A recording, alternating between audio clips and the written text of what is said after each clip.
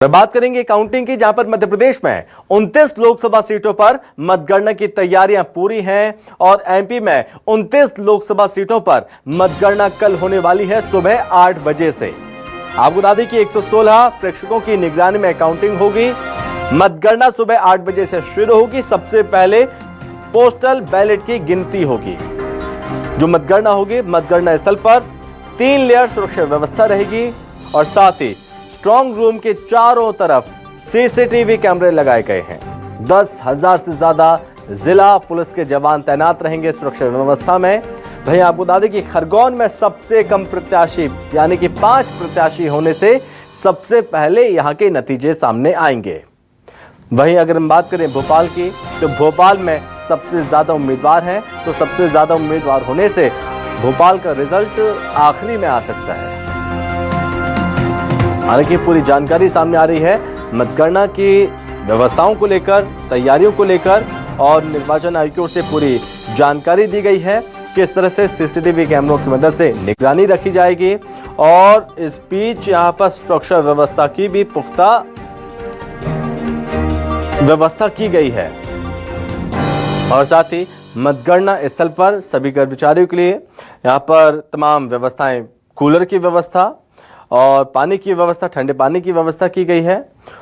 और इस बीच शांतिपूर्ण तरीके से, अच्छे तरीके से मतगणना हो पूरी, ये पूरी कोशिश कराई जा रही है। और इसी को देखते हुए पुलिस के जवान तैनात रहेंगे। 3 लेयर में सुरक्षा व्यवस्था रखी जा रही है।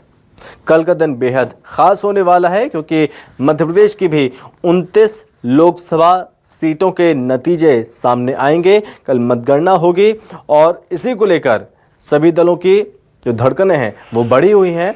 बस कुछ घंटों का इंतजार और कल सुबह 8 बजे से मतगणना शुरू हो जाएगी।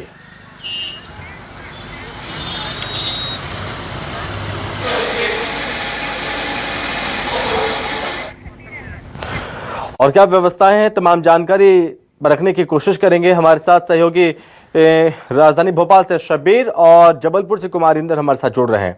शबीर, मैं आपके पास आ रहा हूँ, तस्वीरों के माध्यम से आप दिखाने की कोशिश कीजिए किस तरह की व्यवस्थाएं हैं, सुरक्षा व्यवस्था क्या है। ऑब्जर्वर इससे पहले निरीक्षण करने पहुंचे थे, क्या कुछ तैयारियां की गई हैं?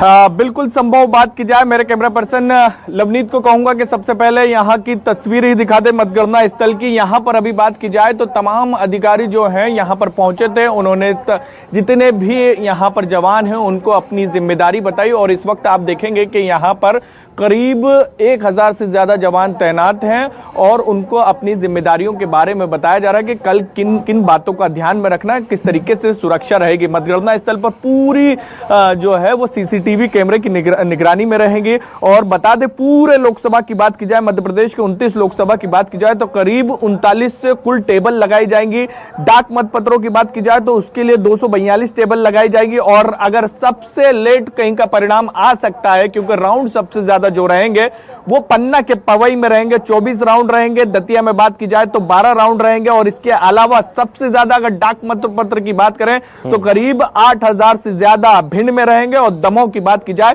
तो 2100 के करीब दमोह में डाक पत्र की गिनती की जाएगी। और इसके अलावा पुलिस बंदोबस्त की बात की जाए तो पूरे मध्य प्रदेश में 10,000 से ज्यादा पुलिस की व्यवस्थाएं यानी सुरक्षा में तैनात रहेंगे मतगणना स्थल पर। और सिर्फ भोपाल ही नहीं, अलग अलग जगहों पर जहां जहां पर मतगणना होनी है उसको लेकर लगभग तैयारियां पूरी कर ली गई है। चाहे हम इलेक्शन कमीशन की बात करें, पुलिस की व्यवस्था की बात करें या प्रशासन की व्यवस्था की बात करें, सब कुछ हो चुका है। चाहे भीषण गर्मी से निपटने की बात की जाए, बस इंतजार है 4 जून का सुबह 8 बजे का। और फिर उसके बाद धीरे धीरे तस्वीर साफ हो जाएगी कि अगले 5 साल का जो जनता ने मुस्तकबिल जिसे चुना उसका नाम सामने आ जाएगा। ठीक है, कुमारिंदर हमारे साथ जबलपुर से जोड़ रहे हैं। कुमारिंदर, क्या तैयारियां, क्योंकि मतगणना की मॉकड्रिल हुई, रिटर्निंग ऑफिसरों ने तैयारियों का जायजा लिया, क्या जानकारी? देखिए, जबलपुर लोकसभा सीट की यदि बात कर ले तो यहाँ पर जो है जवाहरलाल नेहरू कृषि विश्वविद्यालय को जो है स्ट्रांग रूम बनाया गया है। यहीं पर जो है वो कल सुबह 8 बजे से यहीं पर जो है वो मतगणना जो है वो शुरू हो जाएगी। सबसे पहले यदि जो काम होगा तो वो है डाक मतपत्रों की गिनती शुरू होगी, उसके बाद जो है ईवीएम की गिनती शुरू होगी। आज सारे डाक मतपत्र को जो है वो कलेक्टर सभागार से जो है वो JNK भी शिफ्ट कर दिया गया है। और बात करें यहाँ सुरक्षा व्यवस्था की तो यहाँ पर चप्पे चप्पे पे निगरानी करने के लिए जो है हर एक्टिविटीज़ पर पारदर्शिता लाने के लिए 54 CCTV कैमरेस जो है JNKV में लगाए गए हैं। खास बात यह है कि पूरी ट्रांसपेरेंसी बरतने के लिए कहीं से कोई आरोप प्रत्यारोप ना लगे, इसके लिए पूरी प्रक्रिया की जो है वीडियोग्राफी करने की सुविधा भी इस मतगणना केंद्र पर बनाई गई है। उसके अलावा जो सुबह 7 बजे के पहले का वक्त जो दिया गया है मॉक ड्रिल के बाद, जो 6 बजे के पहले का वक्त है, 7 बजे से पहले का 6 से 7 के बीच में, उसमें जनप्रतिनिधियों जो प्रत्याशी है उनके जनप्रतिनिधियों को बुलाया गया है ताकि वो समय पर पहुंच सके और उनकी सुरक्षा में, उनकी निगरानी में जो है ईवीएम मशीनों की जो सील है वो खोला जा सके ताकि किसी तरह के बाद में आरोप प्रत्यारोप न हो। तो कह सकते हैं कि कड़ी सुरक्षा, करीब 500 के जवान यहाँ पर जो है वो मतगणना स्थल पर जो है वो तैनात रहेंगे ताकि किसी तरह की जो है अराजक स्थिति ना हो। इसके अलावा शहर के वो कुछ पॉइंट्स भी चुनिंदा किए गए, जैसे कुछ हाईलाइट्स पॉइंट है जहां पर कुछ गतिविधियां हो सकती है। जैसा विधानसभा चुनाव में हमने देखा तो कुछ ऐसे पैनिक पॉइंट है, उस पैनिक पॉइंट पर भी जो है सुरक्षा व्यवस्था जो है वो तैनात की गई ताकि चुनाव मतगणना जो है वो शांतिपूर्वक करा सके। तो कल 8 बजे जो है वो जबलपुर की उठेंगे। बात करें 19 अप्रैल को जो पहले चरण में यहाँ पे चुनाव हुए थे, जिस कुल 61% वोट यहाँ पर हुआ था, तो वोट परसेंट में करीब 8-9% गिरावट हुई थी। जी ठीक है, बहुत धन्यवाद कुमारिंदर आपका भी, और शब्बीर आपका भी बहुत धन्यवाद हमसे बातचीत करने को, तमाम जानकारी देने के लिए।